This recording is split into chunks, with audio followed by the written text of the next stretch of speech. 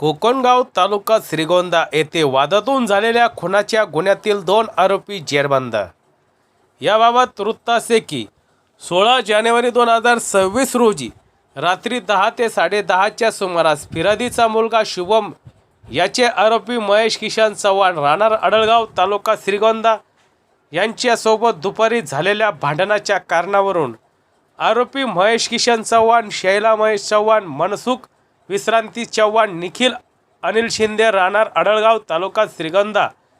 आयुष ईश्वर भोसले राहणार श्रीगोंदा, योगेश शिवराज काळे राहणार बिटकेवाडी तालुका कर्जत व इतर अनोळखी 3 ते 4 अशांनी फिरादीच्या राहत्या घरासमोर येऊन गैरकायद्याची मंडळी जमवून शुभम या शिवीगाळ दमदाटी करून मारहाण करत असताना फिरादीचे पती सोडविण्यासाठी मध्ये गेले असता आरोपी महेश किशन चव्हाण याने त्याच्या हातातील धारदार हत्याराने जिव्यात ठार मारण्याच्या उद्देशाने छातीत डाव्या बाजूस मारून गंभीर जखमी केल्याने त्यांच्यावर पुणे येथे उपचार चालू असताना भाऊसाहेब नामदेव राजपूत हे मयत झाले। सदर घटनेबाबत फिर्यादी दया भाऊसाहेब राजपूत वय 41 राहणार कोकणगाव तालुका श्रीगोंदा जिल्हा अहिल्यानगर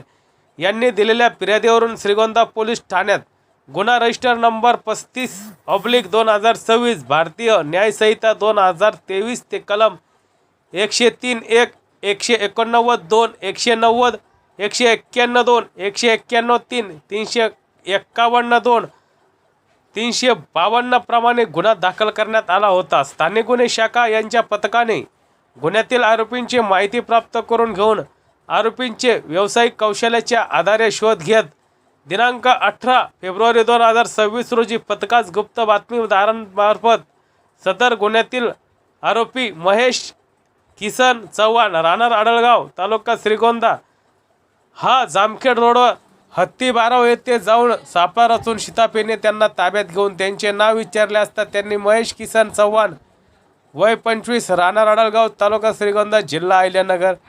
शैला महेश चव्हाण वय 27 वर्षे राहणार सदर असे असल्याचे सांगितले। पथकाने मिळून आलेला इसम व महिला यांच्याकडे गुन्ह्याबाबत विचारपूस करता त्यांनी गुन्ह्याची कबुली दिली आहे।